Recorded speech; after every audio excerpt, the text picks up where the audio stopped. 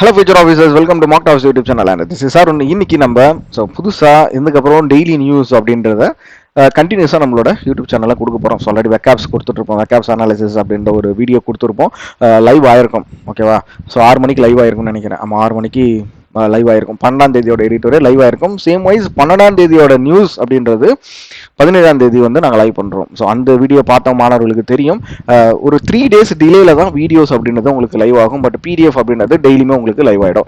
So 12ஆம் தேதியோட PDF அப்படின்றது 12ஆம் தேதியே நம்மளோட டெலகிராம் சேனலில் லைவ் ஆயிருக்கும்.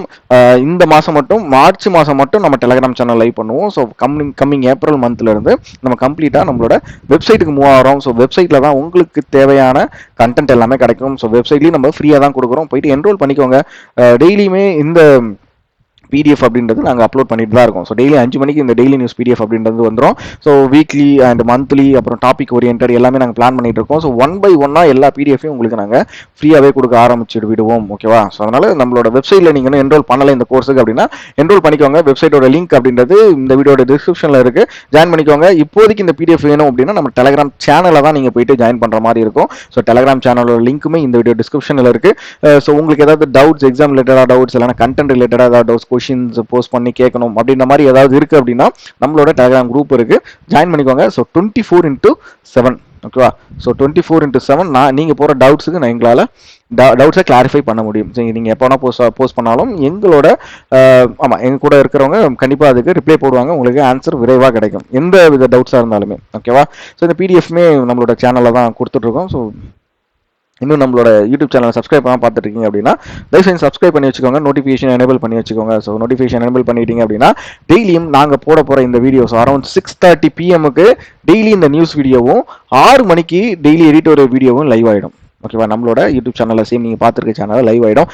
டெய்லியுமே, அதாவது திங்கள்லேருந்து வெள்ளி வரைக்கும் உங்களுக்கு இந்த கண்டென்ட் அப்படின்றது கிடச்சிட்டு இருக்கும். ஸோ ரொம்ப யூஸ்ஃபுல்லாக இருக்கும், யூஸ் பண்ணிக்கோங்கப்பா. ஸோ யூஸ் பண்ணிக்கிட்டு உங்களோட ஃப்ரெண்ட்ஸுக்கும் உங்களோட வாட்ஸ்அப் குரூப் எல்லாருக்கும் கொஞ்சம் ஷேர் பண்ணுங்கள். சரி, இன்னைய நாளோட, அதாவது இன்னைய நாள் கிடையாது, 12ஆம் தேதியோட என்னென்ன நியூஸ் வந்து இம்பார்ட்டண்டான ஒரு நியூஸ், ஒரு 15 நியூஸ் இருக்குது. ஸோ ஷார்ட் அண்ட் சிம்பிளாக பார்ப்போம். என்னால் முடிஞ்ச அளவுக்கு நான் எக்ஸ்பிளைன் பண்ணுறேன். உங்களுக்கு இன்கேஸ் ஏதாவது டவுட்ஸ் இருக்குது அப்படின்னா கமெண்ட் செக்ஷனில் எனக்கு போஸ்ட் பண்ணுங்கள், நான் கண்டிப்பாக அதுக்கு ரிப்ளை பண்ணுவேன். ஸோ கண்டிப்பாக 100% நான் அதுக்கு ரிப்ளை பண்ணுவேன், ஓகேவா? ஸோ எந்த டவுட்ஸாக இருந்தாலும் போஸ்ட் பண்ணுங்கள். ஸோ பிஎம் சூர்யா கர் முஃப்த் பிஜிலி யோஜனா அப்படின்ற ஒரு ஸ்கீமை லான்ச் பண்ணுறாங்க. ஸோ அந்த ஸ்கீம் வந்து லான்ச் பண்ணதுலேருந்து இப்போ எந்த அளவுக்கு அச்சீவ் பண்ணியிருக்கு அப்படின்னா 10 lakhs இன்ஸ்டாலேஷன் அச்சீவ் பண்ணியிருக்காங்க. ஸோ அந்த ஸ்கீமோட ஓவர்வியூ என்ன? ஸோ அந்த ஸ்கீம் எதுக்காக அப்படின்னா free rooftop solar systems to the house hold. So வீடுகளுக்கு மேலே கூரையில் இந்த சோலார் சிஸ்டம் ரூஃப்டாப்பில் வைக்கிறதுக்கான ஒரு ஸ்கீம் தான் இந்த ஸ்கீமு. இப்போ இந்த ஸ்கீமில் பார்த்தீங்க அப்படின்னா 10.09 லட்சம் இன்ஸ்டாலேஷன் வந்து நடந்திருக்கு. ஸோ இந்த ஸ்கீம் படி எவ்வளோ ரூபா சப்சிடி அப்படின்றத அந்த டீட்டெயில் பார்ப்போமா? ஸோ எந்த அளவுக்கு ஃபினான்ஷியல் சப்போர்ட் பண்ணுறாங்க அப்படின்றத பார்ப்போம். ஸோ 78,000 ரூபா வரைக்கும் இந்த ரூஃப் டாப்பை இன்ஸ்டால் பண்ணுறதுக்கு சப்சிடியாக தராங்க. அது மட்டும் இல்லாமல் 12 பப்ளிக் செக்டர் பேங்க் வந்து இந்த சப்சிடிக்கு வந்து லோன் தராங்க, கொலாட்ரல் ஃப்ரீ லோன். நீங்கள் வந்து எந்த செக்யூரிட்டியும் கொடுக்க தேவையில்ல.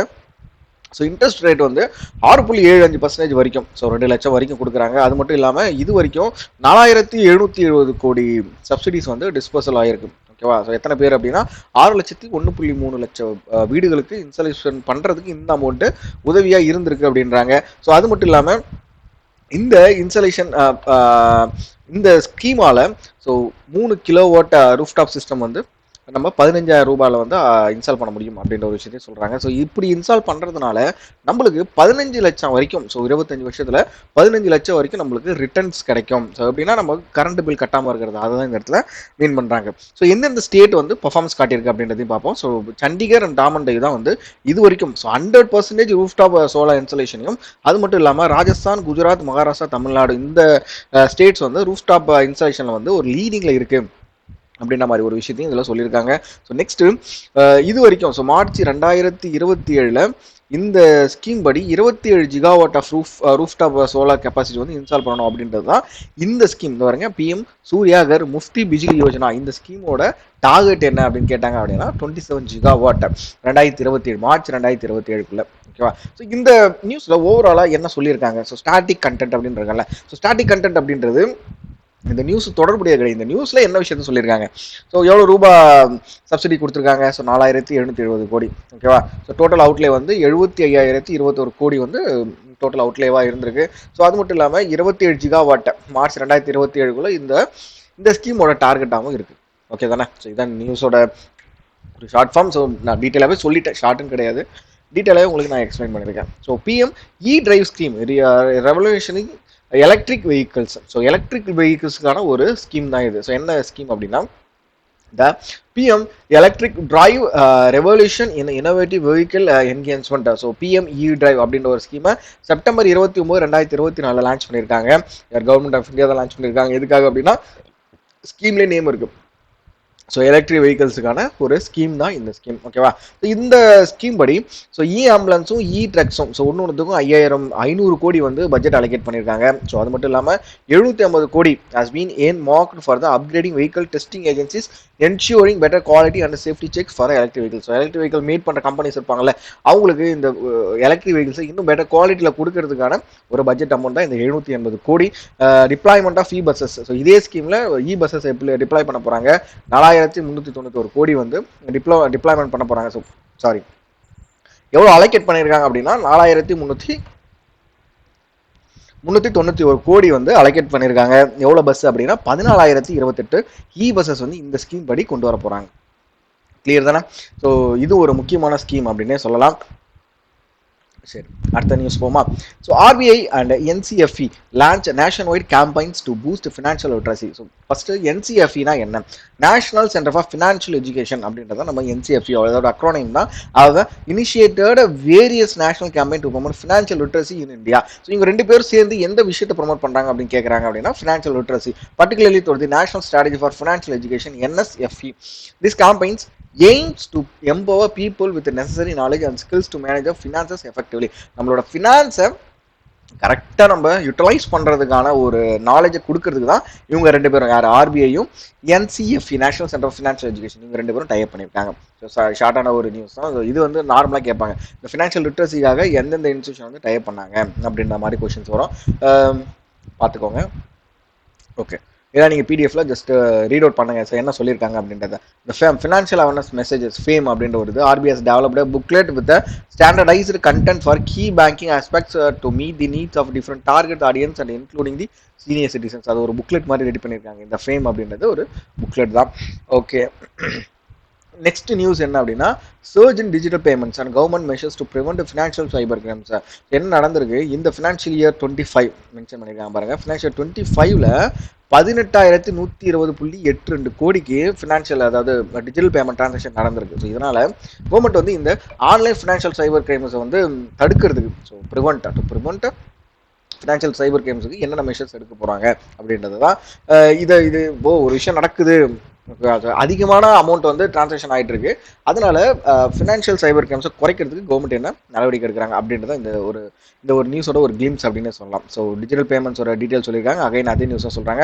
த value of transaction in 2020-2025 stood at 2,330.72 lakh crore. The RBI and NPC have introduced measures like device binding, two-factor authentication, and daily transaction limit and other controls to reduce fraud, particularly in UPI transaction. இந்த நியூஸ்ல நம்மளுக்கு தெரிஞ்சுக்க வேண்டிய ஒரே விஷயம் தான், இவங்க 2 பேரும் சேர்ந்து ஒரு இந்த ஃபினான்ஷியல் கிரைம்ஸ் ப்ரிவென்ட் பண்றது ஏதோ பண்ண போறாங்க. பட் இந்த நியூஸ்ல ஆக்சுவலான டேட்டா என்ன அப்படின்னா 18,120.82 கோடி. இதுதான் முக்கியமான ஒரு டேட்டாவா இருக்குது இந்த இடத்துல. எவ்வளோ ஃபினான்ஷியல் 25ல எந்த அளவுக்கு டிரான்சாக்ஷன் நடந்திருக்கு, ஸோ அப் டு ஜனவரி 2025 வரைக்கும் இவ்வளோ டிரான்சாக்ஷன் நடந்திருக்கு அப்படின்றத மீன் பண்ணுறதுக்கு தான் இந்த ஒரு நியூஸ். ஓகேவா? இதுலேருந்து நம்மளுக்கு கேட்கணும் அப்படின்னா அந்த ஒரு டேட்டா தான் நம்மளுக்கு கேட்க வாய்ப்பு இருக்குது. ஸோ டிரான்சாக்ஷன் வேல்யூ கொடுத்துருக்காங்க. இந்த நியூஸ் வந்து ஸ்டாட்டிக் கண்டென்ட் எடுத்து கொடுத்துருக்காங்க. ஸோ டிபார்ட்மெண்ட் ஆஃப் போஸ்ட் வந்து யார் கூட கொலாபரேட் பண்ணியிருக்காங்க, ஐஐஎஸ்சி பெங்களூரில் இருக்குது. எதுக்காக அப்படின்னா to create digital address infrastructure. So department of போஸ்ட்டும் இந்த டிபார்ட்மெண்ட் ஆஃப் போஸ்ட் வந்து யாருக்கு கீழே இருக்குது அப்படின்னா மினிஸ்டர் ஆஃப் கம்யூனிகேஷன், இவங்க கீழே இருக்குது. இவங்க 2 பேரும் சேர்ந்து என்ன பண்ணியிருக்காங்க, digital address code initiative to establish geo coded standardised addressing system across India. So இதை வந்து யார் கூட சேர்ந்து பண்ணியிருக்காங்க அப்படின்னா IISc. The MOU was signed with the Foundation for Science Innovation and Development at the Indian Institute of Science Bengaluru for designing technology architecture for a digital address, digital public infrastructure. So இவங்களோட சேர்ந்து பண்ணியிருக்காங்க. ஒரு முக்கியமான ஒரு news அப்படின்னே சொல்லலாம். ஓகேவா? சரி, ஸோ நெக்ஸ்ட் நியூஸ் என்ன அப்படின்னா, government extends Pradhan Mantri Fasal Bima Yojana. So Fasal Bima Yojana அப்படின்றது என்ன, அது வந்து ஒரு கார்பரேட் இன்சூரன்ஸ் ஸ்கீம் அப்படின்றது உங்க எல்லாருக்குமே தெரியும். ஸோ ரொம்ப வருஷத்துக்கு முன்னாடியே லான்ச் பண்ணிட்டாங்க. இப்போ என்ன பண்ணியிருக்காங்க அப்படின்னா அதை எக்ஸ்டெண்ட் பண்ணுறாங்க. அந்த ஸ்கீம் வந்து எக்ஸ்டெண்ட் பண்ணுறாங்க. எது வரைக்கும் அப்படின்னா 2026 வரைக்கும். ஸோ 2021 டு 26 வரைக்கும் இந்த ஸ்கீம் எக்ஸ்டெண்ட் பண்ணுறாங்க. எவ்வளோ அமௌண்ட்டில், எவ்வளோ அவுட்லேயில் அப்படின்னா 69,515.71 கோடி வரைக்கும் இதுக்கு வந்து அவுட்லே கொடுத்து எக்ஸ்டெண்ட் பண்ணுறாங்க. ஓகே தானே. The PMFBY and restructure weather based crop insurance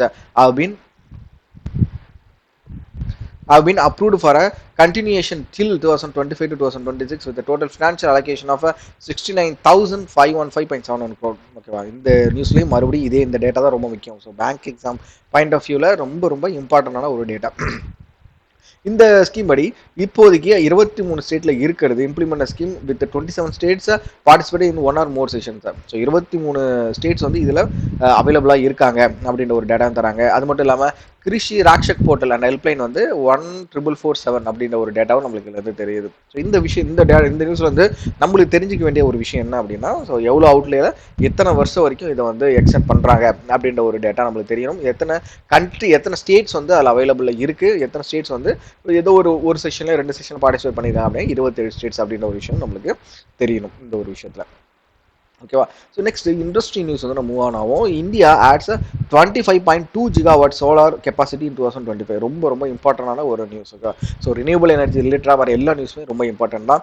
significant step towards clean energy. இது வரைக்கும் 2024 கணக்குப்படி இந்தியா வந்து 25.2 ஜிகாவாட் சோலார் கெப்பாசிட்டியை வந்து இன்ஸ்டால் பண்ணியிருக்காங்க. 2024 ஓகே, அதே நியூஸ் தான். சரியா. இப்போ இதுக்கு இந்த நியூஸ்ல பார்க்கல நம்ம இடத்துல பார்த்தோன்னே தெரிஞ்சு போச்சு, இதுதான் நம்மளுக்கு டேட்டா, இது ஓரியன்டாக தான் நம்மளுக்கு எக்ஸாம் பாயிண்ட் ஆஃப் வியூல கேட்க போறாங்க அப்படின்னு தெரிஞ்சு போச்சு. சரி, இதுல என்ன மாதிரி ஸ்டாட்டிக் கண்டென்ட் இருக்கு அப்படின்னு சொல்லி பார்த்துருமா.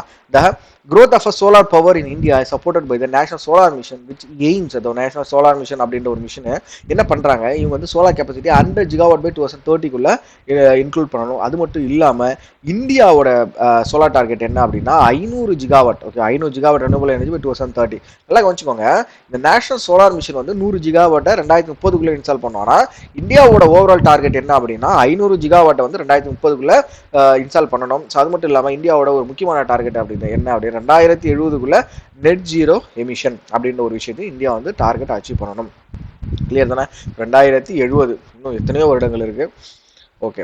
So next financial news, industrial orient news ஒரு நியூஸ் பார்த்தோம். நெக்ஸ்ட் ஃபினான்ஷியல் நியூஸ் போவோம். Fitch affirms Union bank of India and PNB rating at BBB minus with stable outlook key highlights. So Fitch rating அவங்க எல்லாருக்கும் தெரியும். So அவங்க தான் வந்து கண்டினியூஸாக எல்லாத்துக்கும் ரேட்டிங் கொடுத்துட்ருப்பாங்க. அந்த ரேட்டிங் ஏஜென்சி என்ன பண்ணியிருக்காங்க, யூனியன் பேங்க் ஆஃப் இந்தியாவுக்கும் பஞ்சாப் நேஷனல் பேங்க்குக்கும் BBB மைனஸ் பாண்ட் அப்படின்ற ஒரு ஸ்டேபிள் அவுட்லுக் ரேட்டிங் வந்து கொடுத்துருக்காங்க. அது மட்டும் இல்லாமல் Fitch also upgraded both banks viability ratings to BB minus to B+க்கு அப்டேட் பண்ணியிருக்காங்க அப்படின்னு ஒரு விஷயத்த சொல்கிறாங்க.